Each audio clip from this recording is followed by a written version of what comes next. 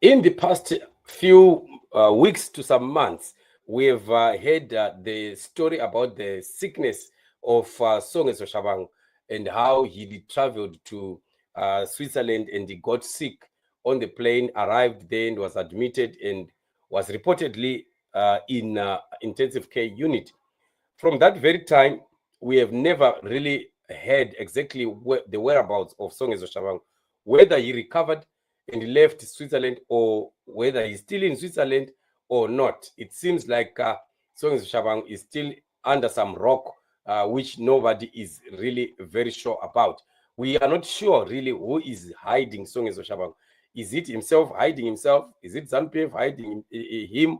Or is it that he is genuinely in the hospital and he has not yet recovered? But funny thing that is happening is that we are now hearing some talks that involve Songezo Tshabangu, a man that is really not known of his whereabouts. Welshman Ncube Ccc calls Songezo Tshabangu just an ordinary card-carrying member.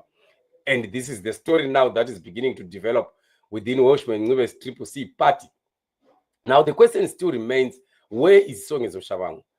Whether Ncube calls him just an ordinary card-carrying member or whatever the way that they recognize or not recognize him, the main question that people would want to know is, where is he to begin with, right? And some people might think that because probably he is still in hospital or that intensive care unit, this is why maybe the CCC of Welshman Ncube are now beginning to speak the way they are speaking now, beginning to call him just an ordinary card-carrying member and not the Secretary General of the party. And the surprising thing is that they've once acknowledged that Songezo Tshabangu was part of them, part of their grouping, part of their club. But the surprising thing that remains surprising is that Songezo Tshabangu seems now to be rejected. We don't know whether it is because of his condition or is it because of the fact that the money is no longer there. He squandered the money on his own. Remember, there were squabbles about money where the CCC and Welshman Ncube were crying foul, saying that they needed also to get a share of the money that was given by ZANU-PF to this bogus CCC opposition party. But now the interesting thing that we continue to see is how the fights for money are now looking like they are now leading to some people now not caring about Songezo Tshabangu, whether he is there or not there, alive or not alive, or to recognize his position as the Secretary General of the party. So the talk continues on and on. And the interesting thing, of course, that we continue to see happening is that while this party is not talking about anything else in terms of the welfare of the citizens of Zimbabwe, or even trying to just have a meeting with the citizens of Zimbabwe, they failed totally to do that. But they are busy talking about squabbles, fighting about positions, fighting about money and everything. That's all that they are doing. You never hear them challenging ZANU-PF in any way, especially when ZANU-PF is just doing all these funny things that we are seeing. We don't know whether there is any opposition that is ever going to stand and speak, right? So the Standard Zimbabwe indicated that the Welshman Ncube-led Citizen Coalition for Changes closed the door for dialogue with self-proclaimed Secretary General Songezo Tshabangu after labeling him an ordinary party member, right? This is really something that is very, very interesting. And as for Welshman Ncube, the way that he was vocal, attacking the chain champion Nelson Chamisa and him with Tendai BT and calling him all the names, and how Nelson Chamisa was not setting up the party structures, how he was not leading by example, how he was a dictator, and all the like. We still remember quite a lot of the stuff that was being said.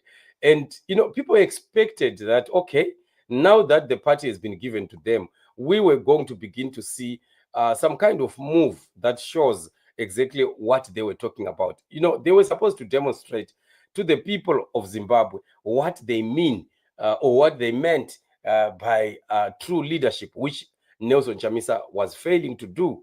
But unfortunately, it's not like that. The guys have just gone under under the soil, they are hiding under the sand. You can't even know whether they are still existing or not. The only existence that we locate on them is those greedy MPs who remained there in that bastardized parliament of Emerson Mnangagwa, who are also trying to be visible and try to pretend to be some kind of Democrats and fighters for the citizens of Zimbabwe. But of course, who doesn't know that these guys are all bogus? There is no one that is not aware of who they are. And they are, of course, like we have always been saying, in political dustbins. They are not going to survive this. They are not going to be seen anyway closer again to political offices, especially when elections start to happen in a free, fair, and transparent manner in Zimbabwe. A period which we are getting to very, very soon. We are definitely getting there, to a time that Zimbabwe will have an election that is going to be free, fair, transparent, that is going to be peaceful, without even anybody being arrested, tortured, abducted, or whatever the kind of shenanigans of ZANU-PF. And once we get to such kind of scenario, we are never going to be seeing these kind of politicians like the Songezo Tshabangu, the Ncubes, the Kores, the Wendes, and the like. All of them definitely are never going to be tolerated ever again. So it's going to be very, very interesting, really, what is happening, whether Songezo is back or he's still in Switzerland, or if they are beginning to say this because he's in the hospital. If he survives, then and he comes back, we'll need to hear. Or if he comes out of wherever that is hiding from, we might begin to hear how he responds to this. But we have seen a Twitter handle that is written Songezo Tshabangu, somebody responding there to this very issue that we are discussing here. But it's difficult to trust. From the very first time, it was really very difficult to trust whether that was indeed Songezo Tshabangu's account. Because, Varakashi, that's what they do. They are just opening up, pages, especially on Twitter, using names of different people. You find Sydney Sekaramai. Sekaramai is not even there. You find, people like, Joseph Chinotimba, imagine, on Twitter. And when you look at the kind of language that is written there, the English that is written there, you can tell that that can't be Joseph Chinotimba. So that's what Warakashi have been doing. So we don't know whether that account is really Songezo Tshabangu's account, or is just one of those Varakashis who are masquerading as Songezo to send a message that they want themselves. Songezo being their puppet, he wouldn't object to it, right? That is what is happening. So we don't know how things are going to unfold. We will continue to be watching whatever is happening. Otherwise, this is what is happening on the ground. Let's continue to watch and pray for the nation of Zimbabwe and believe in God for the freedom of Zimbabwe, because we know that freedom is coming tomorrow and God is in it.